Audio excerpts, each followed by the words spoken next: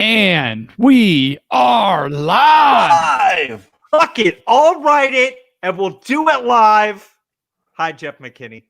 Hi, Rhett. Hi, Kristen. Hi, Wen. Whoa. Yeah. Dimitri.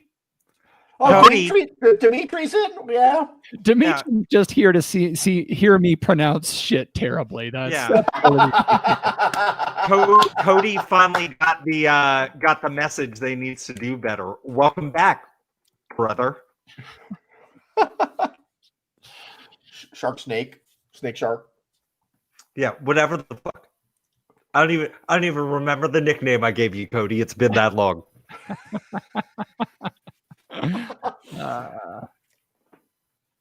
Yeah. Oh man, how's everybody doing? You know what? Should we do Elmo's song before we do the podcast? Because I was talking to my grandson before we came on, and we sang Elmo's song.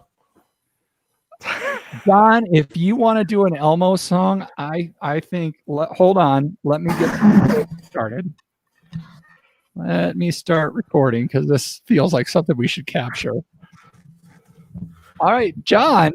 La la la la la la la la Elmo's song. I write the words, I write the music, Elmo's song. La la la la la la la la Elmo's song. So it was me with my Yamaha acoustic and my grandson Yuli on his blue ukulele, and we were tearing it up. Nice. That's very cool. It's a blue ukulele. You just call that a blue-kalele? You could do that. Yeah.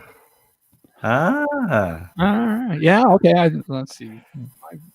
How's my volume coming through to you guys? It sounds good.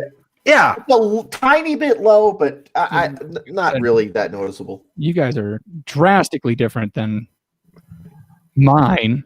That's because I'm yelling because I've had half a bottle of wine already. Eccles, you adjusted something. Now you're a little bit too hot. I got to be honest, man. Yeah. I'm working on it. Shut up. All right. Is this a little bit better? This should be a little bit better. Yeah. That's good. All right. I am a 2-time podcast award winner. I think I know good sound when I hear it.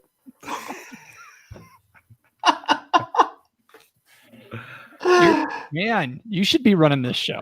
Yeah, it should be. We would be starting fucking 12 minutes late, bro. We would have no show notes. All right. You said the chat is fired up. Look at this. Oh, Lori, how are you? Vegas started barking at the TV when John started singing. I love that there are folks actually watching this on their television sets right now. Fantastic. Oh God, what I wouldn't give to see my face blown up 3.5 times its size. I was telling John a little earlier. I learned a valuable thing this week. When you're pulling a cork out of a bottle of wine, that really uses this kind of area. God. when you move it a centimeter, you're like, oh, it's. Oh, dude, are you feeling better? It's getting there. I sneezed once. That sucked. That's how Sammy Sosa literally had to retire after sneezing. Like, shit happens, man. Well, I'm glad that that THC regimen is really helping you, dude. That's cool. All right. CBD, not THC. No, none of that.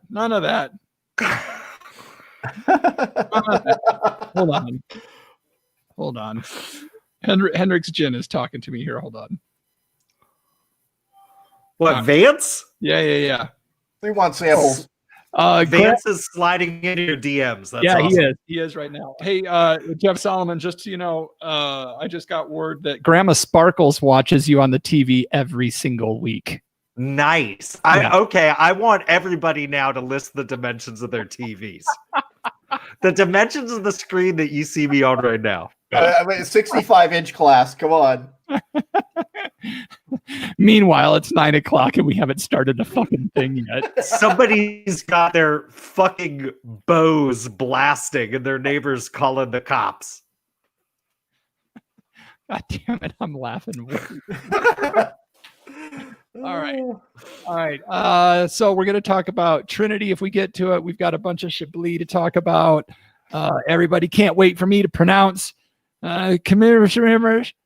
I think Jeff can take that one tonight. He can pronounce the soil types. Oh, what? What? No. Kimmeridgian? Close. All right. I think we're ready. Is the chat ready? Is the chat ready to blow this shit up or what? Fucking soil types. I can't. And we're not talking about what's. Never mind. I can't wait to hear what you've got to educate us on Chablis, Jeff. Oh, sure, yeah. They come in 64-ounce jugs with a little... with the tiniest... With the... Yeah. It's like a fucking little kid, like it's a tea party handle. It's a small handle. It's a smandle. All right. This should just be the show. I mean, really. All right. Yeah, that's it. We're done. Yeah. No. After party. Kristen said she was born ready. That's my line. All right. Here we go. I'm Joe Roberts, theonewinedude.com. You're listening to the We Like Drinking podcast, where you never drink alone. In fact, you drink with snakes and beer. At the sound of the tone, the official We Like Drinking time will be 5:00. Commence consumption.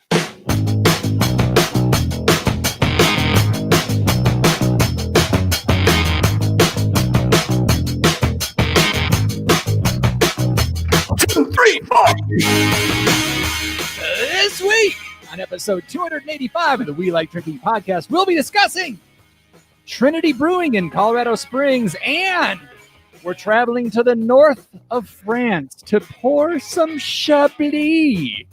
So crack open that beer, uncork that wine, and let's get drinking!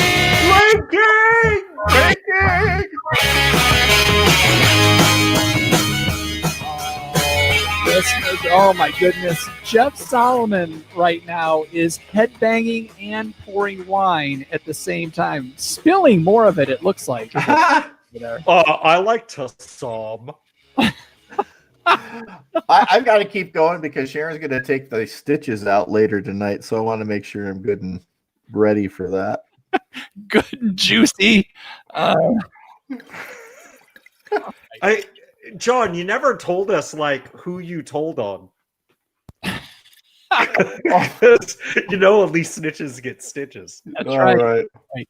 right. So cheers, my podcast drinking friends, and welcome to Happy Hour 285 of your favorite award-winning topical beer and wine education podcast focusing on fun. Fun. We like doing it. Welcome to all the viewers tonight. It's a chaos in the chat, Jeff Solomon. Oh, yeah. It's getting nutty out there at welikedrinking.com/show, as you ought to do every Wednesday night at 7:30 Pacific, because that's the only time zone that matters. What? Yeah, except if you check in next Wednesday at 7:30 Pacific, you won't. You're going to see a replay of a show we did on Sunday. But that, I think... Is it? No, are we off next Wednesday? Yeah, we're off next Wednesday. I don't know. It's my birthday. I asked for off, and you said it's okay. Okay. It's my birthday, and I can do whatever I want. So make sure you never miss another episode of our Drinking Fun by visiting welikedrinking.com/subscribe. You can always tell, we had a long string of guests on the show, and then last week was 4th of July. This is the first show in a long time where it's just us. Where the three of us just get to tie one on. Yeah, pretty good. I'm fired up. Woo! Jeff's taking his black coat off to reveal his black shirt underneath. Oh, nice. Hey, it looks like John's talking twice. He's rocking the trio of disaster on his shirt tonight. All right. Shirts available now at welikedrinking.com, or if you're a patron, think about it. It's so tonight we're joined by our usual panel members. I'll be giving you my Blue Apron promo code by the end of the show. We have our California Sustainable Wine Growing Ambassador, recovering wine blogger, Jeff Solomon. 555. I've got a Naked Wines promo code. I'll give you $100 off. Our commercial brewer and snake wrangler, John Ruyak.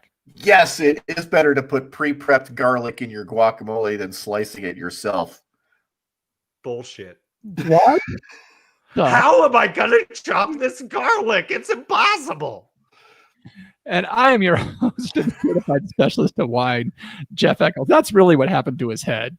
He was trying to cook the garlic and got a little carried away. You got to get that thing that Eccles bought off a TV where you put the garlic in the thing and it's like a pop-o-matic bubble, and then it Well, you know, the worst part is my the guy who took care of that issue was a Caps fan, so I had to listen to Ovechkin shit for 2 hours where he keeps digging into my forehead to get all the cancer out. Ovechkin, greatest hockey player of all time. Russian machine don't break. All right. God, imagine what happens once we start drinking. This is I know, right? So this week, it's our monthly tasting episode. What did we have last month? What did we drink last month? Well, Was that the craft style Mexican lagers? yes, it was. Yeah. After a long and sordid history. Seems like it was way more than a month ago. It was in the very beginning of June. Okay. So that was last month. The month before that, it was fucking Boone's Farm. that's right. Oh God. So we haven't had real wine in like 4 months. So a big toast to our Patreons this month for hooking us up with some Chablis to drink. And I have to say, and I was going to say it later if I wasn't going to say it now. And I made the comment to Eccles on our text group that, yay, Chablis, the Merlot of white wine. Because, you see a lot of Carlo Rossi Chablis out there at $2.57 a jug. And when I went into Total Wines, it's like, Chablis, Burgundy, white. And I go to the white Burgundy selection at Total Wines, and I'm like, well, fuck, I wasn't prepared to pay that. No. Chablis is pretty reasonably priced for the most part. Oh, I got the lowest priced one at $19. Yeah, I would call that reasonably priced. You got some nothing else was reasonable. Okay. So I guess let's find out. Yeah, let's talk through what we've got, and then we'll move on with the show. Nah, fuck that. We need to get to the fun. Let's do this.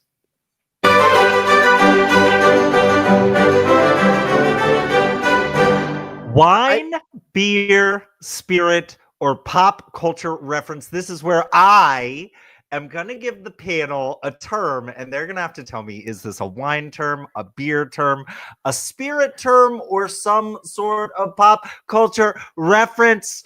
The term this week, I just had to go with the moment. Forgive my propensity to butcher French names. Saint Riul.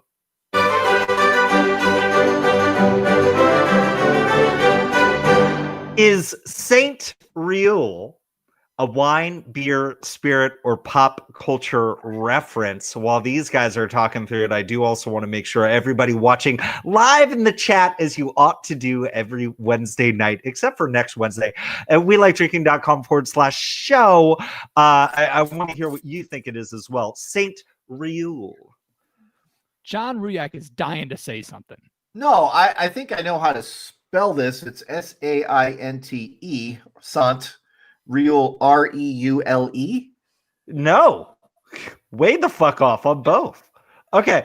The first word, it is 2 words. I'll give you that. Is saint, like the New Orleans Saints, SAINT. Second word, Riul, RIEUL. Oh. Oh. Saint I- Riul. And John, I want to go with you just because you asked for it. Well, I didn't ask for it. I will take exception to the fact that Eckel said we need to get to some fun, like we weren't having any before we got to this segment. My bad, dog. My bad. Saint Riul. Or as they say in French, sorry. You're probably right about that, and you're allowed to hawk that loogie into your trash can. I'm getting a little off air. Getting a little clumpy back here. I really it's French, so the philosophy of this would be to say this is a wine, but I'm gonna say I'm gonna go back on that and say that's it's tricky, so I'm gonna think someone's gonna try to scam us on that. So I think that this is a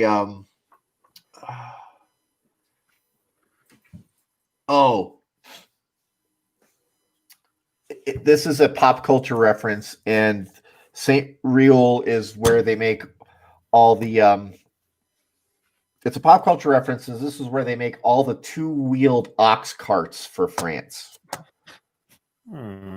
Okay. John Ruriak says it's a pop culture reference because Saint-Rieur is where they make all the 2-wheeled ox carts in France. That's correct. Ox carts, yes. Kristen watching the show live right now believes it's one of the Kardashian kids. And Dimitri says it's the patron saint of getting drunk on Chardonnay. So I guess pop culture for both of those as well. Jeff Eccles. Yes, sir. Saint-Rieur. Saint-Rieur. All right. Like you said, it was, it had to do with tonight's show. It sounds very French. It sounds very French.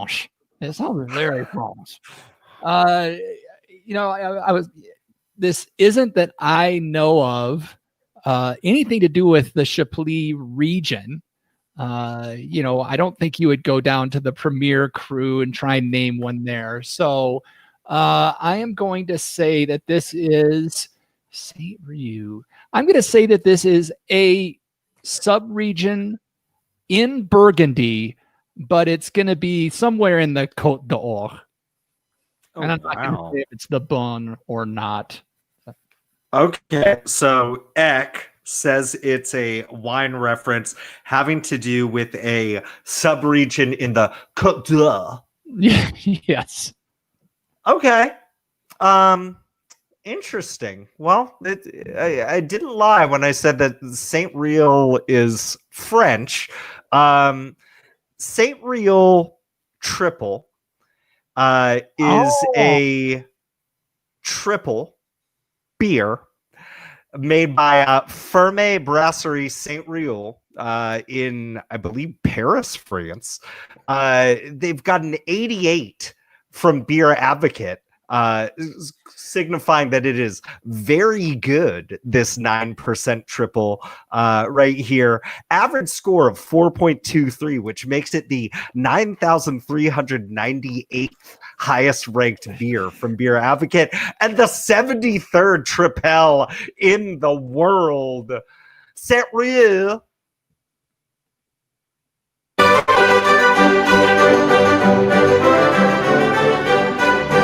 It's a beer. Yeah, but all the grain had to come from the maltsters on an ox cart.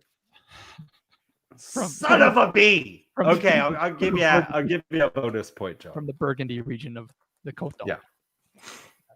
All right, so let's get to it, Jeff. I think we'll start with you with what you're drinking, since you're drinking, you're double fisting it tonight. Yeah, I've got 2, and I'm just gonna go with the one that's closest to me first. I have the William Fevre 2017 Champs Royal Chablis. This was both the wines that I got were in that like $20 to $25 range, delivered direct to my door from Drizzly. And I'll give you guys my promo code later for that one. The second one I got is the Domaine Laroche Saint Martin 2016 Chablis. So both of these, as expected, 100% Chardonnay from France. Nice. All right. Yeah. So going with the Chablis AOC, John Riek. So I have. Hey, I thought we weren't going to get political on this show, dude. I think we Anyway. use the shit out of John.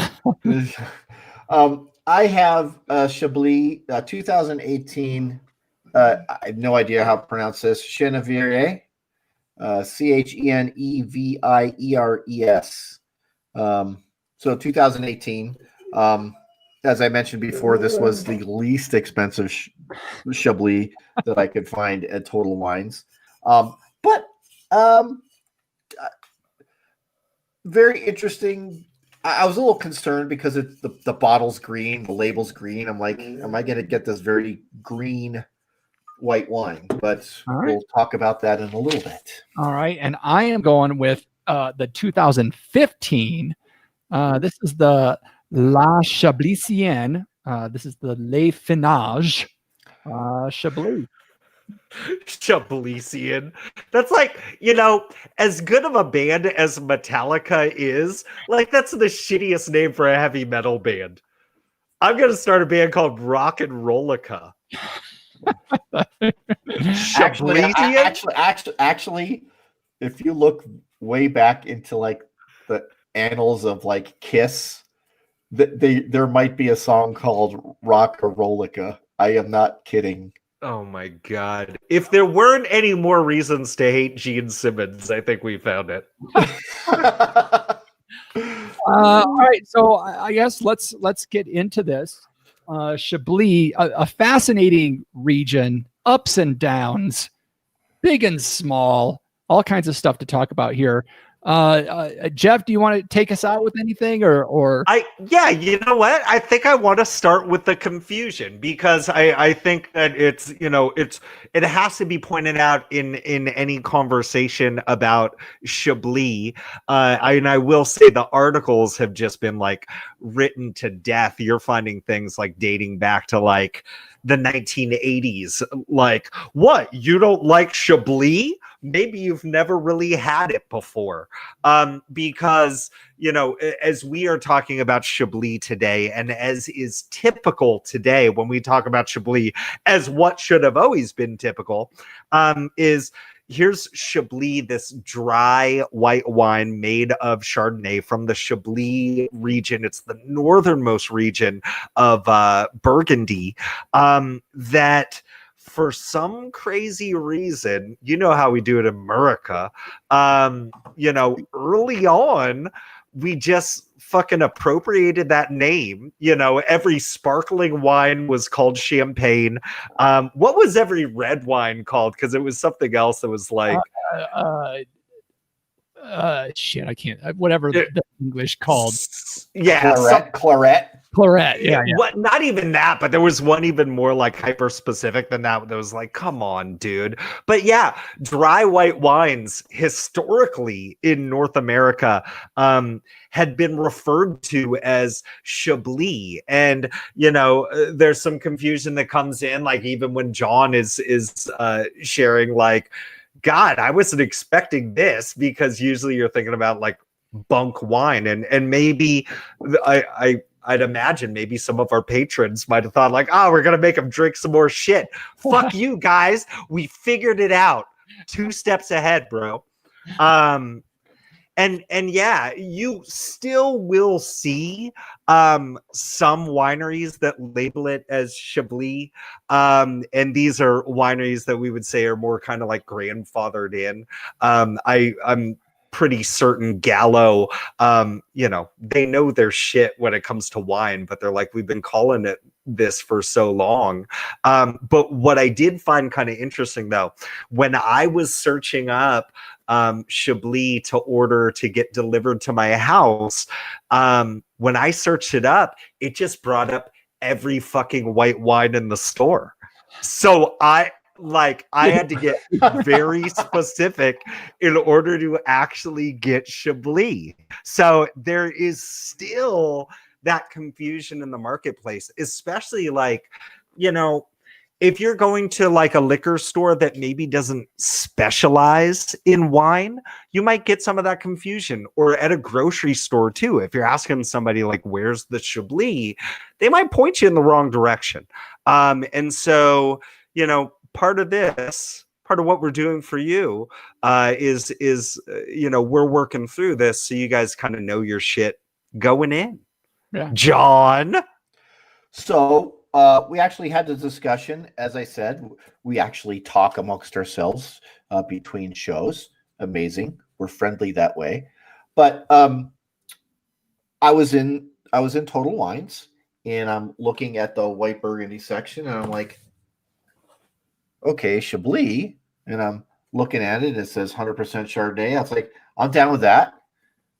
And then I'm looking at the bottles, and I'm like, $54 a bottle. I'm like, I'm not down with that. But I'm looking next to that bottle, and it says Petite Chablis. What's that? So Chablis was a region that was founded in 1938. And Petite Chablis is a region that was founded in 1944. And it's near Chablis, but there's some differences in the soil types that make them quite different. So it's near Chablis, if you will. It would generally be considered lesser than any of your Chablis wines as well. I did see a very high-priced Chablis with a only slightly reduced price on their Petite Chablis. Yeah, I have seen that as well. I saw some $40 Petite Chablis, and I'm sure. Jeff. You should know that Miss Jances Robinson referred to Petite Chablis as, quote, the lowliest of Chablis, the lowliest. Wow. And it still has. So the region of Chablis was essentially a seabed many moons ago. And all right, Dimitri, here we go. So the soil type in Chablis is known as Kimmeridgian. So Kimmeridgian. Once you're done laughing at me, Dimitri, give me a score on how I said it. So it's primarily limestone, clay, and fossilized oyster shells from being at the bottom of that seabed. And you literally can see it. Like if you pick up some dirt in the Chablis region, you can see the broken up oyster shells, fossilized oyster shells in it. Like the ground almost has a white appearance to it because there's so much. Now, when you talk about like Petite Chablis, that soil type is going to be Portlandian. And that doesn't mean that there's a bird on it. But it is. What about men? So it's still limestone and clay, but it doesn't have as much of the fossilized oyster shells in it. So that's interesting. So limestone, you've got limestone, so you got a lot of calcium, right? Mm-hmm. And then you've got oyster shells, mm-hmm. which means a lot of calcium. So it's, if you've got osteoporosis, you should be drinking this wine. I think so. I think that's the lead takeaway from the show tonight. Jeff, did you have anything else you wanted to touch on?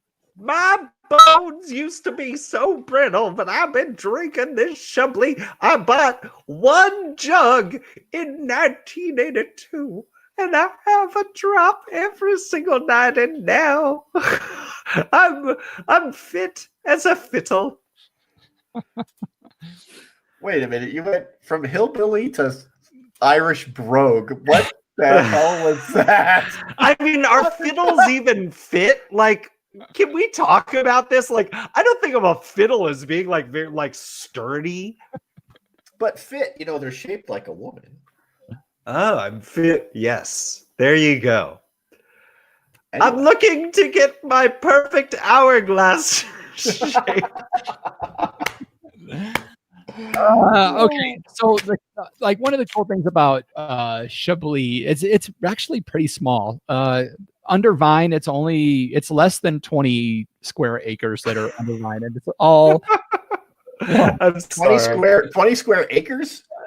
20 square miles. Sorry. Okay. Sorry. Dimitri did chime in. He said that was awful in a hilarious way. It's named after an English city. Just pronounce the letters. Oh man, Forvo screwed me then. Because I was gonna say it was Kimergian, but Forvo sent me a different direction. So the cool thing about it is there's 7 Grand Crus that make up the highest level of Chablis, and they're all on one hill. And all of the Grand Crus, they're face southeast. They rest on the Saron River, and then there's the Grand Cru. There's 7 zones that you can have for that, drastically different in their style. There's Premier Cru, and that's usually, how the French like to do it. It's like 1 ER is the Premier Crus. There's, I think, about 40 of those. And then there's Chablis, the AOC, and that's what you're going to see a lot of. And then there's Petit Chablis. But price-wise, these things are, to me, all pretty reasonably priced. Like most of your Chablis AOC, $20 to $25. Your Premier Cru maybe 30 to 40 or so, somewhere around there. Grand Cru can get around 60, but it can go crazy. Like it can be hundreds of dollars for a bottle of the Grand Cru as well. But overall pretty reasonably priced compared to what you'd pay in some other places for top tier Burgundian wine. And we are talking about an age-worthy Chardonnay. Yeah, for the most part, especially as you get into your Grand Crus. Now, one of the other amazing, John, yeah, we'll go ahead. Well, that you say it's age-worthy. So my bottle was fermented in stainless. Mm-hmm.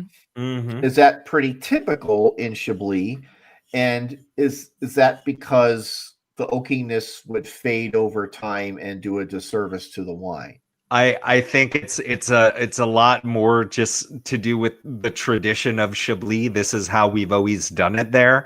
But yeah, typically no or very little oak. And I'm talking about how you might be using out of like blending 30 tanks, you might also have one 30-year-old oak barrel that you're using, just to get like a hint. But talk about age worthiness too. I've got a 2016 in my left hand, possibly your right, and a 2017, and you can really see they're both pretty dark already, and they're just going to get beautiful over time. Yeah, and so John, these are these Chablis is pretty far north into France. It's actually closer to Champagne than it is right to even the next closest Burgundy region. So historically, these wines, they've had trouble ripening. They've had frost problems. So oak and like wines from Chablis are beautiful in their directness of the grape. There's not a whole lot of manipulation usually. So yes, a vast majority of the wines you're going to have from Chablis are going to be stainless steel. As Jeff mentioned, some, usually more of the Grand Crus, might see a little bit of oak. But there's no buttery Chardonnays when you're coming out of Chablis. Yes, John. So you say sometimes they have trouble ripening. So my particular example was 12.5% ABV, right? So you're looking at a lower Brix in fermentation, correct? And the other thing is these wines tend to be pretty acidic and good with seafood. So you're looking at a wine that's high acid and also an indication of maybe not full maturation on the vine. Is that correct? And I think that's not today. I think that's more of a historical thing. I think with global warming or climate change or whatever you want to call it, I don't think they're seeing as much problems with getting to full ripe now as much as they may have in the past. They had, I don't think they have as much of the frost problems that they've had in the past. They used to have potential frost problems in the spring and the fall, and I'm sure they still do, and they still have hail potential, but I just, everything's, I think, a little bit better now as far as like the growing season goes in Chablis. But yes, highly acidic wines. And they're using, a grape like Chardonnay, which is very much like a chameleon. It's very much going to absorb the ground that it's in, and winemakers can have a lot of influence on it. And that's what makes Chablis such a great place to taste wine from, because you really can taste the soil here. You'll get minerality, you'll get salinity, as Jeff Solomon likes to comment on a lot. Fruit wise, you're probably not going to get a whole lot. You might get some citrus, some apple, some green or red apple, maybe some more like kind of white flower notes. But really, you're getting a lot more kind of earthy, dirty kind of fit plays going on here. River rock, those kind of things. Yeah, and I will also just kind of back that up. It's Chardonnay was planted there for a reason, because it is such like a workhorse grape. It's like the Chenin Blanc of grapes. Huh? And this is one of those wines that a lot of times you can feel, because it does have a high acidity. Like the better ones will have a really long finish, and it's almost like tingling, like dancing on your tongue, because the acidity is so high. So like you were saying, great with seafood. Jeff Solomon, what? You look like you really have a joke. I'm ready to drink. I'm not like John that already drank half the bottle at dinner. Bottle? Everything's in my glass right now. So hey, I'm just gonna kick things off because I got two of them. So I'll do the first and the last.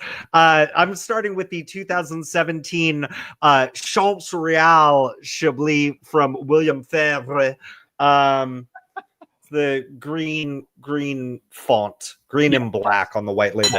And what was the price on that one? They were both like in that $20 to $25 range. Yeah, so they make some that get a little high priced. I'm sure they do in the Grand region.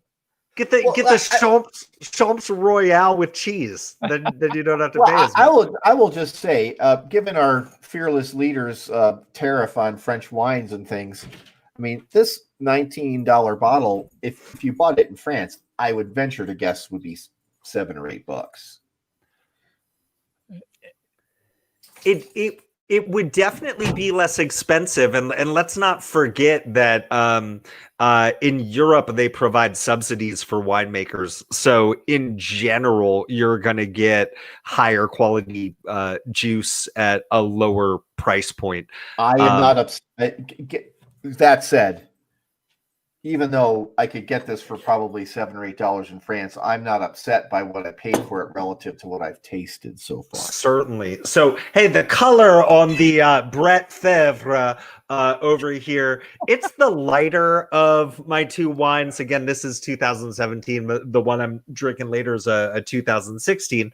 And on the nose, and I would say it's more of like that golden, like a dark, deep golden color on the nose. you know, I will say I was expecting like that zesty, like citrusy play on the nose. It's almost like it's a very lively nose, while this juice is not frizzante at all. It's almost like you're smelling bubbles. But what was not expected, and yes, I've had Chablis before, but it's been a while. What was not expected on the nose is there is this earthy funk. It's not just like river rocks and seashells, but almost like there's some decomposing like seaweed on there too, in a good way, in a fucking good way. Sorry for the bad words. But yeah, if you were up at Carmel and there was a lot of kelp that just washed up on shore before it started to rot, that's what you're talking about. Yeah, and so I don't think you and so for folks that want to be like, oh, we make a Chardonnay in the Chablis style, like in the United States, I don't think you're going to be able to replicate this funkiness, which, you know, in a blind tasting might be something you would want to think about, some that I'm going to make note of in the future if the other bottle is like that as well. And on the palate,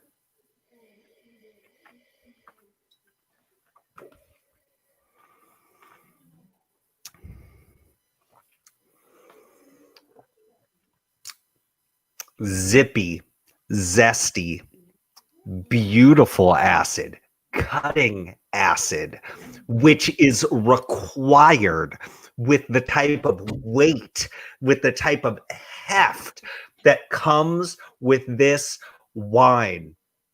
Minerality, check. Salinity, check. I love this. You know, what grows together goes together. Give me this with some oysters. You know what I'm saying? Like that. Okay, hands up. Wait a minute. You're talking about a region of France that is way close up to Champagne. It ain't anywhere near a coast. No, but it was. But what's the soil made of, bro? Well, I don't care. Oh, good. But decomposes together, goes together. That's better. Okay. You're telling me if you flew over to Burgundy to drink some wine, you couldn't afford some oysters? Well, the fact that I don't eat raw snot off of a shell, yeah, whatever. What's your problem, John? That's the most offensive thing I've ever heard. This is delicious. This is magical. You know how much I talk up Albarino? Yes. This is that on steroids with funkiness. I love this. So okay, so no, quick. I mean, Albarino is really Albarino. The minerality of that is really kind of in your face, right? Yeah. Would you say that this is a little bit more restrained, or part of a greater complexity, or I mean, it's parts making up a whole. This is really, I think Jeff's right when he says that there's this real focus of fruit, but it's not streamlined. You know what I mean? Like it's like simple and fresh and beautiful. Like you could have like a beautifully cooked cut of Wagyu in front of you. But you would taste the difference if it weren't seasoned properly. You know what I mean? Mm-hmm. You would taste the difference if, whether or not there was a nice jus that went with it. And so really, I think that there's a lot of parts coming together with this like simple, focused dish. You know what I mean? It's delicious. Feel ya. All right, Ruyak. So I've been asking a lot of these questions because of my own experience, and I opened this when we started dinner because Sharon likes to taste the wines we drink on the show because she went to bed 45 minutes ago. Do you have any left? I do. Yeah, you saved just enough. Okay. I've got a half a glass. There you go. And so Yeah, I was been asking all these questions relative to the experience I got with this wine, and I have never had a French Chablis, so this is a new experience for me. Awesome.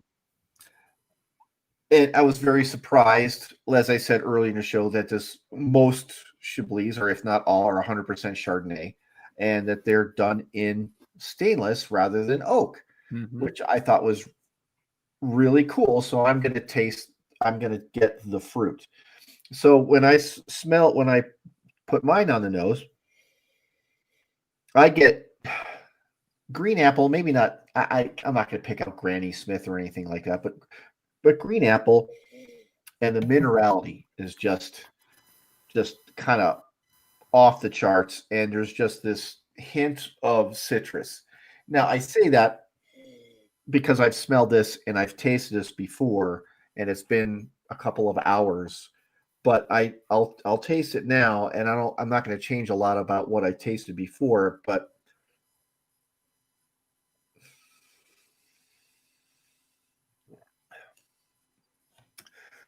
just wow. I mean, a lot of people might think $19 is a lot to spend on a bottle of white wine, but not in this case. And this certainly isn't a Premier Cru or a Grand Cru at $19, but I got the green apple that I mentioned, some pear, a little bit of lemon, not lemon zest, but real lemon. Yep.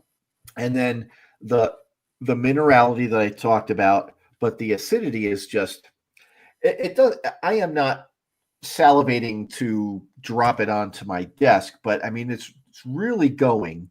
But there's a body behind that. There's this grape structure behind it that really helps to both temper the acidity and increase the length of the finish. So for me, really, really pleasant. And I was talking before the show, we were originally going to do a salmon Caesar salad, a pretty fatty dish that would go well with the acidity of it. But Sharon changed her mind, and she's like, "We're doing nachos," and I'm like, "Huh, I think that'll be okay." Yeah, That'd be delicious. I just got our favorite cookie tray and piled it full of blue corn chips and put as much cheese on top of that as I could possibly muster, with some black beans, red onions. That doesn't go great with wine, but the cheese was really thick, and we put some avocado on it after it came out of the oven. And it really paired really nicely with that. Sour cream, the fattiness, and I'm cutting it with the acidity of the wine. So you're talking about seafood, which is generally cooked in butter, right? Mm-hmm. Which is the reason why this would go good with seafood. So I thought this was a reasonably good pairing, and it turned out pretty well. I wouldn't say it's the perfect pairing, but I'm not upset with what I did. And this wine was really, really enjoyable, and I'm happy that our Patreons picked Chablis. Yeah. And just in case you were wondering whether or not John Ruyak is really broadcasting from Albuquerque, blue corn tortilla chips, everybody. Blue corn. Dude, you put some Hatch chilies on there too. Simple Truth from Kroger Brands organic stuff, blue corn tortilla chips for $1.99 a bag, and sometimes if you get coupons for a bag free in the mail. Oh, fucking tasty episodes, man. My fired up. My Chablis on the nose. So I do get a lot of that mineralness coming through on the nose. I get a little bit of apple. When I first opened and poured this one, I was getting some of the alcohol notes, which surprised me. But that was just that initial pour, and everything else after that has been fine. I think I'm on my third pour at this point. I do get it's just a lot of that stony kind of note. There is a little bit of an apple kind of thing going on as well, and then a bit of that citrus. Again, the nose is not jumping out of the glass at me or anything like that. on the palate, though.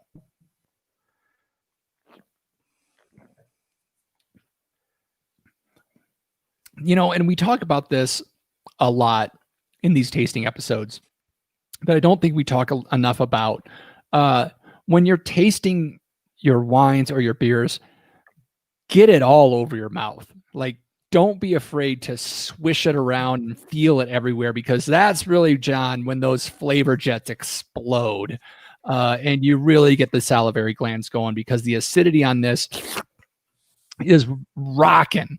That minerality is there. The salinity is there. And yes, there's definitely, it's not hiding the lemon lime citrus flavor is there. I'm not getting a ton of the apple notes. It's really somewhat simplistic in the fruit notes that are coming through, but then there's that depth of the salinity and the minerality that's coming through in the finish. There may be rocks in my mouth at this point, because it just going, and the saliva is still just cooking away, John. So I'm opening a bottle of French wine, right? And I'm thinking I've got to open this up and I need to let it breathe, because I'm used to the mushroomy, earthy stuff that Solomon got in his wine. But I poured mine right away. Mm-hmm. And I was just a little bit disappointed that I didn't get any of that funk, because I was looking forward to it and wanting to experience that in a white wine that I didn't get. Did you get any of that in yours? No, and typically I wouldn't expect that kind of funk out of a Chablis. You get down into lower Burgundy kind of Chardonnays, and then you might get some funk going on. But in this, a lot of stainless steel, a lot of, I'm expecting this to be a much cleaner experience than other Chardonnays. I'm really pleased with. Yeah, and I was in the same range, right around $20 that I spent on mine, and I will admit I was a little worried, because the shop that I went to, I don't really like driving a whole lot around right now, because I'm one-handed for the most part. So they had one option and one option only. So I was a tad worried, but I'm completely happy with what I got here. And I wish one of us had a premiere or a grand that we could have really heard tasting notes on, but it wasn't going to happen. A little bit beyond the brewer's budget. Yeah, we probably need a couple more patrons to step up, huh? WeLikeDrinking.com/pledge. If you care. Jeff Solomon, you got another one to get through. Yeah. This darker beast of a Chardonnay right here is and Eccles, can you hold up your glass again? You said yours was a 2015. Yeah. That is clean, bro. Clean. Not golden at all. Straw yellow to the hell. Yeah, this is 2018 with no advancement of the color on mine. This one is deep. Mm-hmm. Like if your urine was this color, you would go to the doctor. You might need some water. Yours is that dark. That 2016? 2016. There's also a possibility, right? That maybe it was sitting upright on a shelf in a grocery store for a couple of years. Shit happens, right? So this again is the 2016 Domaine L'Orange Saint Martin Chablis. Right there, 2016. And again, $20-$25 range. So super dark to the arc, golden color, and on the nose. Cleaner, more straightforward than the last one. Little citrus, little green apple, maybe like a overripe Fuji apple. So it's starting to getting some brown spots on it. Starting to just like a subtle mush, like when the Fuji goes from predominantly gold to predominantly red, and there's one little brown right there, but in a good way.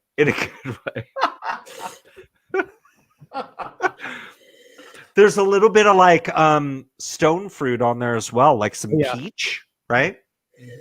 And on the palate,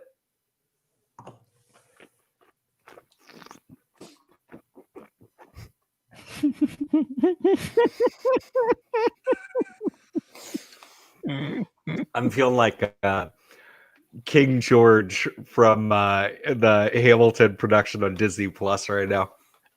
There's saliva everywhere.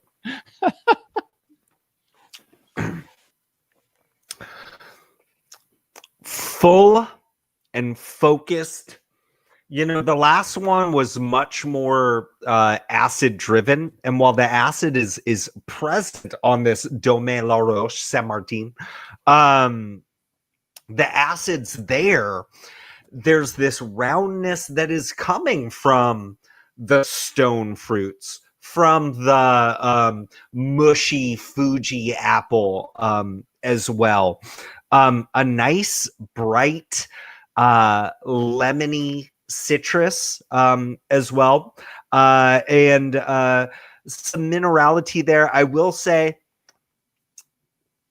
there's a tinge less salinity on this one. So this one it's a little bit little beefier, a little fuller, right? Not necessarily a fiddle, maybe more of like a cello. But beautiful nonetheless. You know, for me, it's kind of like pick your poison, and I believe Miss Jan Sess Robinson would tell you that when you talk about the overarching Chablis region and how many wineries fit into that categorization, there are going to be some quite a bit of variance from one place to the next, but this is not it's not atypical. These two wines aren't that far apart, but those beautiful distinctions are there.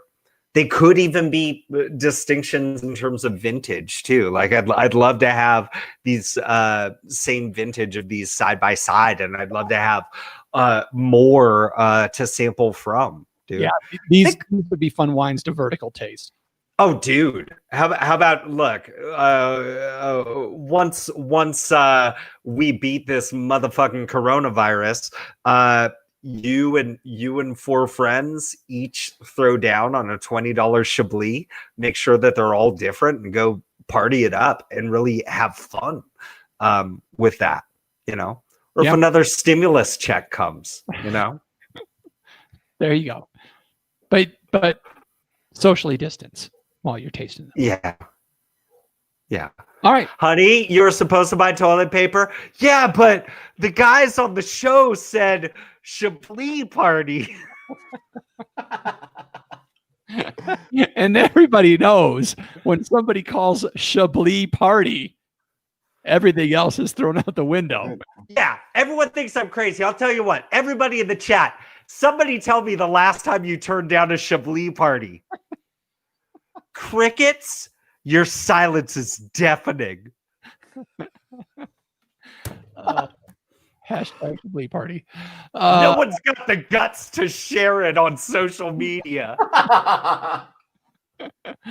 All right. Anything else on Chablis, guys? Anything else from the chat, Jeff Solomon? Yeah, you're talking about how I spit. Close. There was almost a Solomon spit take there. Oh, you know what? How about this? Chablis. It's not your grandma's Carlo Rossi.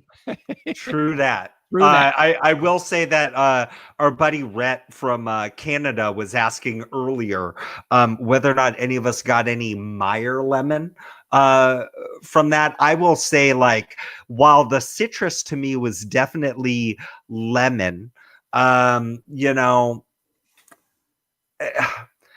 on the first one, it was more stinging. You know what I mean? It was more of like a eureka. This last one, yeah, like maybe like a cooked down Meyer lemon. I could get Meyer down. Lemon always gives me that kind of citrus oily kind of situation where it's not boom. It's kind of like it's been diffused in a lot of oil.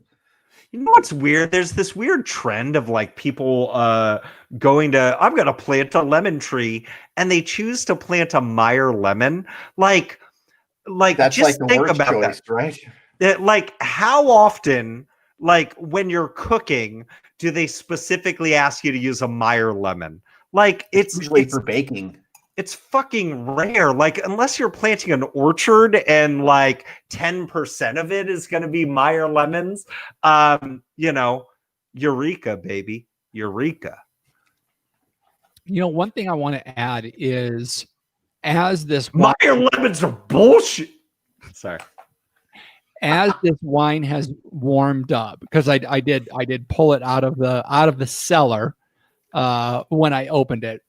So I was pouring it around 55 degrees when we got started. As this has warmed up, the salinity presence is becoming more and more magnified in what I'm tasting. I'm getting a lot more of that salinity flavor coming through in the wine, which is really interesting and fun to see. And it looks and like I think you're probably looking at a white wine that really, honestly, is supposed to be consumed somewhere closer to 60 degrees. this is actually, you're generally supposed to serve these somewhat chilled, but really, it's fun drinking it a little bit, letting it come up in temperature. It really is. So because there's other things opening up for me too, as there's very, very little left in my glass. Dude, this with like some ceviche. Oh, well, you know what? That might be too much acid for me. Ceviche, and you can even, instead of a spoon, you can use your blue corn tortilla chips. Well, true that, but ceviche can be pretty acidic. I mean, depending on how it's done. I mean, you are cooking something in citric acid. Yeah, So- I mean, you don't have to serve the leche del tigre at the end. You know, Kristen in the chat says that many petites Chablis have more of like a Meyer lemon thing going on. So, yeah. There you go. All right, we're pushing up to the hour mark right now, so we can extend it a little bit to talk about Trinity, or we could just kind of. I want to talk about this just. You want to and talk we can keep it just. Well, I'll try to keep it short, but I think it's something for people to at least think about, even if we don't go deep on it. Let's do it. Hey, we hanging out. We just partying. Booze news. We discuss interesting, noteworthy, or sometimes some pretty stupid things. John Ruyak.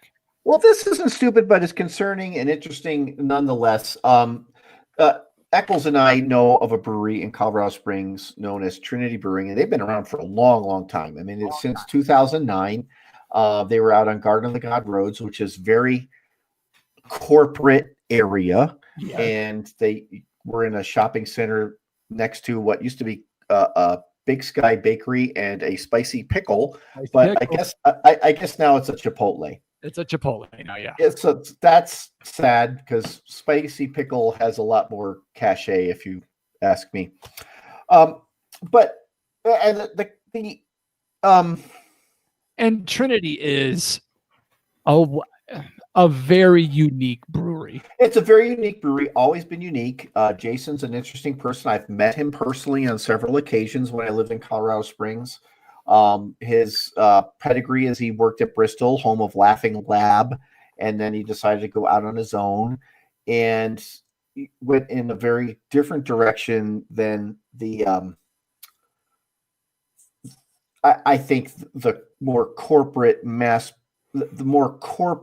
direction that Bristol was going in and continues to go in, although Bristol makes some fine beers, let me say.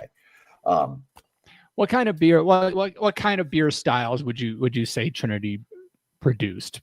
Belgians. Mm-hmm. They're a Belgian house. Yeah, and they did very little traditional IPA stuff. I mean, they did sour IPAs, and their big thing was the TPS report, which was a Brettanomyces beer. Yeah. And very eclectic. Jason's a bit of an iconoclast. He bucked trends and was confrontational with critics and confrontational with customers. And I mean, honestly, his location was as a crow flies, 4 miles too far to the northwest. I mean, he should have been in Manitou Springs, not on Garden of the Gods. Okay, right. And because that was his audience. Mm-hmm. But people made the trek to go there because the beer was good and the food is good. And it was slow food, and he had lots of guest taps. So if you wanted a traditional type of beer, he had it for you. If you wanted their beer, all that, a lot of backstory. But in the last week, he sold. And the reason for his selling is the fact that he doesn't agree or understand, more importantly, the direction of craft beer in the current environment. Specifically calling out hazy IPAs, specifically calling out pastry stouts, specifically calling out high volumes of pureed fruit in beers, and wondering how and why that fits into the original craft beer movement. And I understand the frustration. I don't understand the throwing the hands up, quite frankly. There's always another idea in beer. There has been for 5,000 years. But for whatever reason, he decided to sell to a restaurant group who will continue the Trinity Brewing tradition with their kind of offbeat styles and things. And it's to a restaurant group, which concerns me a little bit. I mean, it seems like it's going to focus more on. It'll be a Red Robin in a couple weeks. Yeah, it seems sad to me, because and I don't know what their business has been like. I haven't lived in Colorado Springs for 6 years, and I haven't been back there in 8. But it's just, but it's, I think, kind of indicative and maybe introspective for everybody that listens to this show, about what they expect out of craft beer. I know that the greater percentage of our listeners drink wine, and that's fine. But these are subjects that we struggle with at Lizard Tail as well. Mm-hmm. You know, what kind of brewery do we want to be? What kind of brewery does our customer base want us to be? What kind of brewery is successful in today's craft beer environment, regardless of the pandemic? And that's a big subject. I mean, that's something that Dan and I talk about every single day ad nauseum. I mean, we talk about business for a good hour and a half every day. Yesterday, we talked business all day, 8 hours. So it's interesting to see someone so in love with the idea of craft beer to exit the marketplace. I mean, this dude was, if you ever met Jake, all in on beer. Yeah, man. For real. Jeff. I don't know. Because I not from Colorado, never been to Colorado, don't know much about Trinity Brewing except that I've heard of them before from you guys. Oddly enough, I've heard of Garden of the Gods Road like a bazillion times from you guys too. And so, I can only kind of speak from me inside this bubble. I was thinking about how I have a friend who has a brewery in Santa Cruz, and they recently accepted an offer to sell, to give up the business. And, they also brew more like traditional English style beers. But, timing kind of matters, right? Like, Yep. It's a difficult time to own a small business in general, but especially if you're talking about, just the conversations that we have off air about, about the business. It's brutal. And so I can understand why anybody would want to sell. And there must have been some sort of press release or an interview with the guy, where, this was how he was feeling, but I almost feel, and I hate to say this, because like, it's an upsetting story to me, but I also hate to say it, where just, to me, it also kind of reeks of like, business wasn't really what I wanted it to be. And I'm pissed off. And so fuck you and fuck you and fuck you. And to me, it's like, I understand the frustration, but like, no brewery ever went out of business because hazy IPAs exist. Like, that's not a thing. And I'm sorry. Like, fuck, I'm sorry, man. But like, God, like, if champagne ever goes out of style, are they gonna start cursing ports?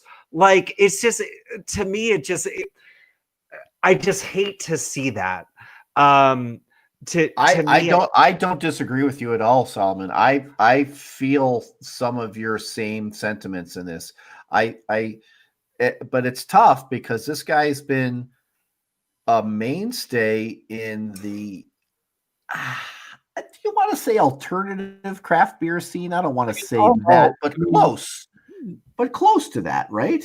I mean, he's definitely been his own man, standing against a headwind, if you will, and he's going to brew what he wants to brew, right? He's going to brew what he likes, and he pushed boundaries. He made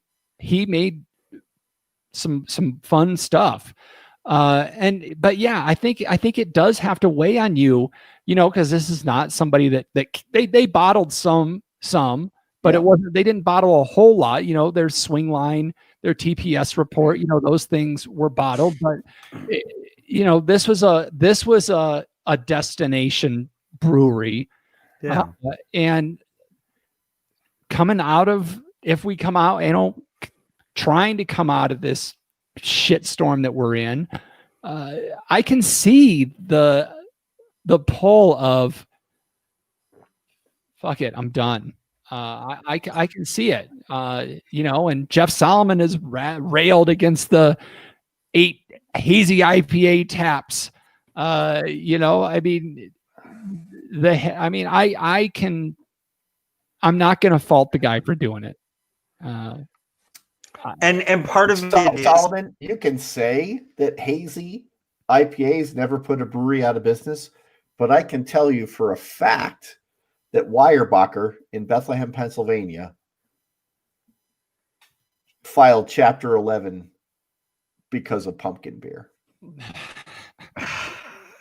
And John, I mean, for you, it has to be, I can imagine the struggle that you go through with what you want to brew and what you need to brew at times. Oh, I kegged the red today. I've never had a pint of our red, except for me to dip a finger in it at the top of the keg after I disconnect the coupler to make sure it tastes okay, and smell it and taste it throughout the fermenting process. But when I go out to drink a beer on a shift, I don't drink that ever. But it's our third biggest seller. Mm-hmm. It's an Irish red. We brew it as an English ale. It's a tricky beer, even though it's simple. Simple doesn't always mean easy. Yeah. So yeah, there's beer you got to brew that you don't typically want to drink yourself, but your customers want to drink it. Yep. I don't drink the blonde either, but boy, I sure pay a whole lot of freaking attention to that blonde because that's our 5th biggest seller.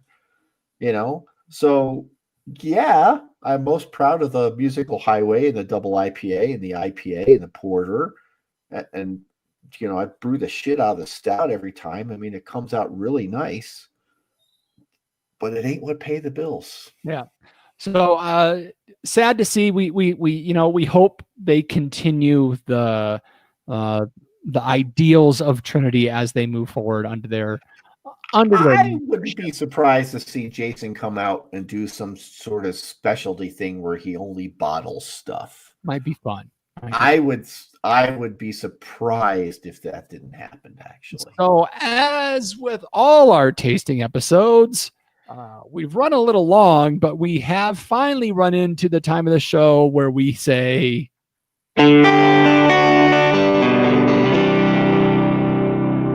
last call. Let's go.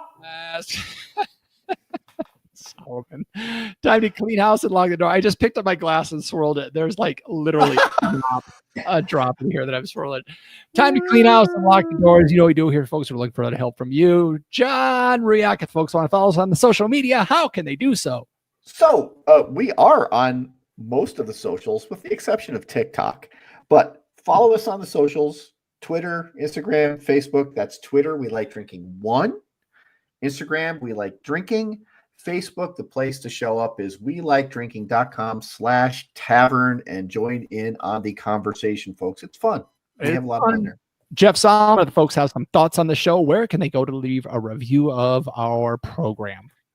You are listening to us right now on your Apple iPhone. You need to upgrade. It's been a while, but still, your operating system works. You have the most current edition of Apple Podcasts. So why don't you look at your phone for once in your life? Scroll on down to where you see those empty 5 stars. Fill those motherfuckers up and let us know your thoughts on TikTok. My feeling is TikTok is entertaining, but TikTokers are the worst people on the planet.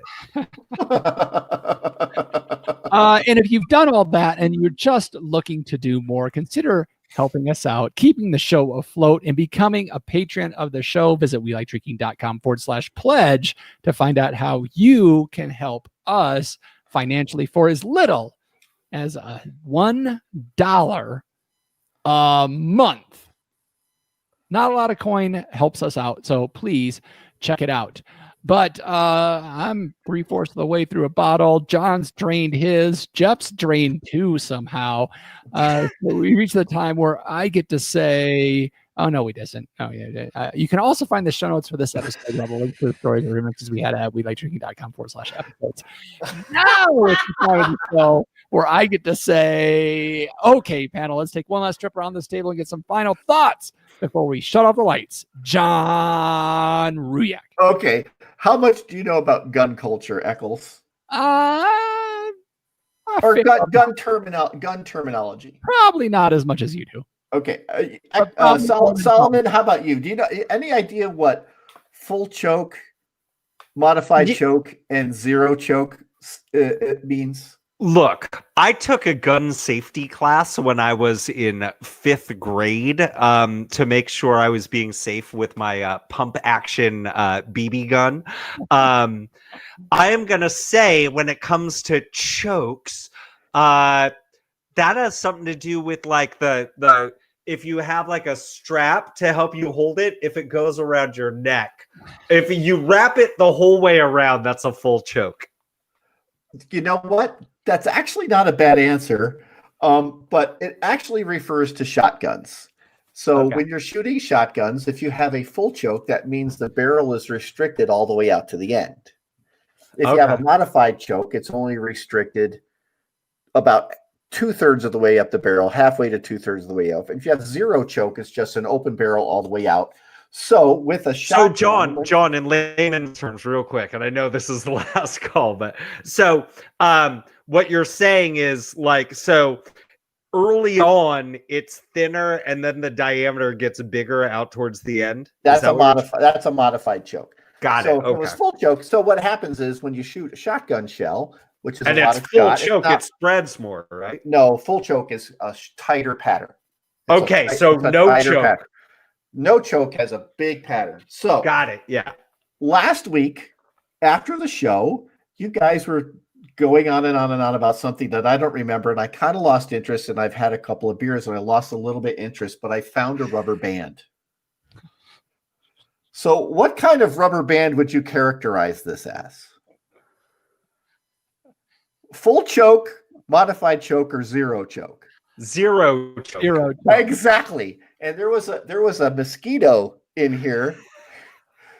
And in my first shot, I nailed that mosquito up on the wall, and I still haven't cleaned it off yet. Leave it up there forever. See how long that stain lasts. Until Sharon hears me talk about it, and she's going to make me clean it up tomorrow. Jeff Solomon. You know, you're mentioning something about Garden of the Gods road, and it got me thinking about, recently what has been popping up in my Facebook news feed is a bunch of articles from Visit Gilroy, from the Gilroy Visitors Center. And they had this article about the Gilroy Taco Trail. And I was like, you know, I've lived in Gilroy for a while. I didn't know there was an official taco trail, but really it was an awesome article talking about, you know, we have like this beautiful history of, as you see throughout a lot of the Southwest, you see like this beautiful history of like Mexican culture.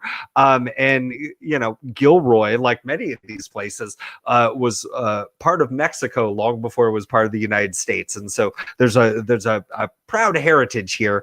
And there are some beautiful taquerias, and I'm going down, I'm looking at the list of these places, and I'm just salivating. It was like Tacos El Michoacan, Tacos El Gruyense Jalisco, Tacos Los Pericos, Tacos America, and just one after the other. I'm like, I just need to eat some tacos.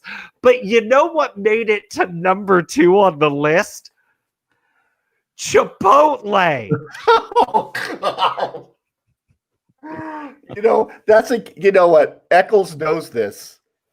And I know that here in Albuquerque, the number 1 rated seafood restaurant in Colorado Springs is Red Red Lobster. Fisher, man.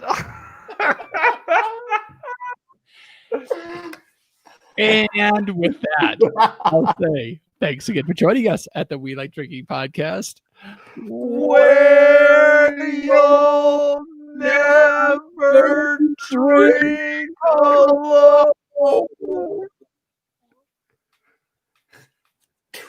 God, these episodes fall apart so fucking bad by the end. I got my zero choke rubber band. Cody writes, shotguns, bro. I got a shotgun the last half ounce of my Chablis. Oh my word. All right. Get that file saved. Thanks, everybody. Thanks, Cody. Thanks, Dimitri. Everybody. Thanks, Wen. Thanks, Wen from Twitter. Thanks, Lori and Kristen. Say anything in the chat that we should? Yeah, she said I looked like a brunette Spicoli, and it was tough to take me seriously. Does that mean thanks, Rhett? John is Mr. Hand? I have no idea what you guys are talking. Like, I mean, Mr. Hand. You know, oh, Mr. Hand. I've never seen that movie. I gotta be honest. Fast Times at Ridgemont High. You're un-American. Okay, sure. Should check it out sometime. It's pretty good. It's pretty funny. It's pretty. Yeah, I don't know. I don't know if it's good to a 40-year-old dude. You know what? Yeah, it is, because it's what? It's late 70s, mid 80s type of humor. Solomon would get it. Yeah, I think it's mid 80s. I think it's mid 80s. I think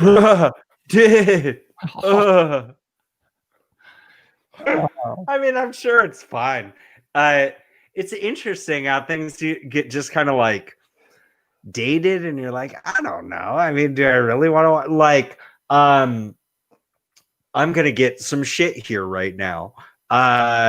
You know, with as many people that love the movie Animal House, I've seen it once in my life, and I was like, I don't That's know. all. I mean, I get it. I guess it was okay. Like there's that thing where it's like, you know, it's one of those things where you had to be there. I was alive when Fast Times at Ridgemont High came out, but I was like, what, 6, 7 years old? Like, I don't think the humor is beyond you, but Animal House, yeah, I was stoned when I saw it, so yeah, it was funny, but that's the only time I've seen it. Grandma Sparkle said, well, how about Mr. Bill on Saturday Night Live? Oh no, Mr. Bill! Yeah, you know, it's a piece of clay that gets smushed. You know, okay, let me tell you something about Saturday Night Live. You know, we can't do an after party because I got shit to do. Yeah, we're quarantined. I got stuff to do. I would love to do it, but I can't. I don't think I can. But that already. You know what I hate is like every couple of years, people go on rants about Saturday Night Live, like it's not as good as it used to be. Like, I fucking dare you to sit down and watch like a marathon of Saturday Night Live from the late 70s, early 80s. Like, you're not gonna enjoy it. No, like it's very timely, and honestly, even back then, they only hit it about once every 3 times. Oh, from any era, there are bits that are classic, but when you watch a whole show, there's you know, openings are generally their best bits are generally their openings because they're so topical. But a lot of it, you know, it's hit and miss a lot of times. It's always been that way. There are some bits that also just disappear through time. Like, so Jennifer Lopez. We should probably let the YouTubers go. No. Fuck them. They're gonna hear. You're gonna hear every single one of these things. You know, Jennifer Lopez. She hosted recently, but she also hosted maybe like 5 years ago. And there was this this sketch where it was Jennifer Lopez was the mom, and she tucks in her daughter. It was Nasim Pedrad. Tucks her in. She leaves out the room, and the daughter starts going, smash mouth, smash mouth, smash mouth. Like there's some sort of fucking evil creature that's going to come out of their bed. But then the band Smash Mouth comes out of the closet singing, hey now, you're an all-star. And it was fucking awesome. And that Smash Mouth was like the boogeyman. And Jennifer Lopez comes in to like calm them down. And she's like, why are you scared of Smash Mouth? They're like these chill dudes from San Jose. They're cool. It's like the greatest sketch ever. You go and try to find that. It doesn't exist. Like it exists as like a 10-second clip on YouTube. You can find Smash Mouth out of the closet, and it'll be like some 10-second clip from somebody. You can't find the full sketch. Tell me that Google isn't editing and oh no, that's Saturday Night Live saying that sketch sucked. We want people to forget it existed. A couple things. Grandma Sparkles brings up a good points. The news segment is generally pretty good on SA. Yeah. But again, that's very topical. Like that one loses its luster really, really fast. Oh, it's that day. Yeah. Also, I'd love to go back and watch some Dennis Miller, especially because like he would like bring in all these references, and it's like they were obscure then, and now it'll be like, well, I don't know if a lot of you have seen like through the show. I've been doing this. I've had this gnat. I've had a gnat and it flying around here. I had 2. Oh, okay, John. I got one. I just went to take a drink, and the other one Yes. found his way into my glass. See, what would And have he's been still rad? He's enjoying the Chablis. What would have been rad is if a la the Smash Mouth sketch, you say you've got a gnat in my room, and then Nat from the Peach Pit from 90210 comes out. Goes, Yeah. I'll give you a job.